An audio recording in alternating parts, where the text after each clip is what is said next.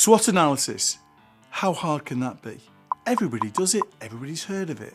It's about your strengths, weaknesses, opportunities and threats. The issue is anybody can do it, but not everybody can do it well.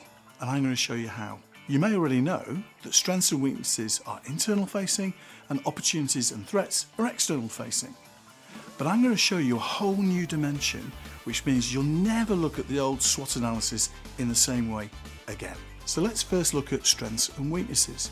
Now the starting point has to be your strengths and weaknesses in relation to your competition. So therefore, you must either in parallel or just before do a complete competition audit.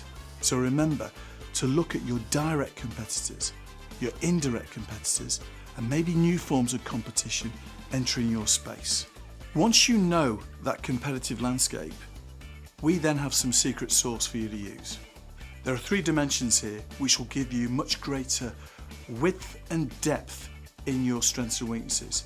The first is your unique strengths and weaknesses versus those competitors. The second is your relative strengths and weaknesses versus those competitors. And the third are your latent strengths and weaknesses versus those competitors.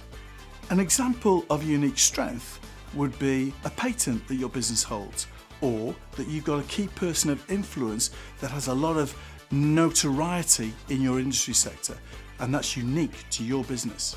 On the flip side, weaknesses. So an example of unique weakness might be if your business has less access to funding than the main competitors. That puts you in a weak position. Now let's look at relative strengths and weaknesses. So an example of a relative strength would be that you've got a strong board of non-exec directors that gives you a relative better governance than your competition.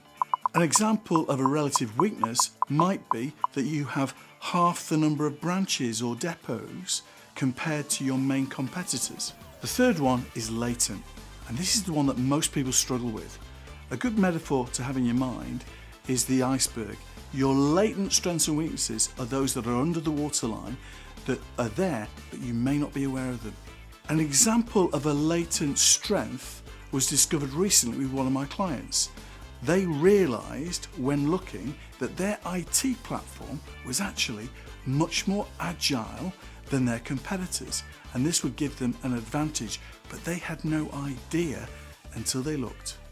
An example of a latent weakness might be that your processes you think are pretty effective and efficient, but actually there are underlying problems or blockages or inefficiencies.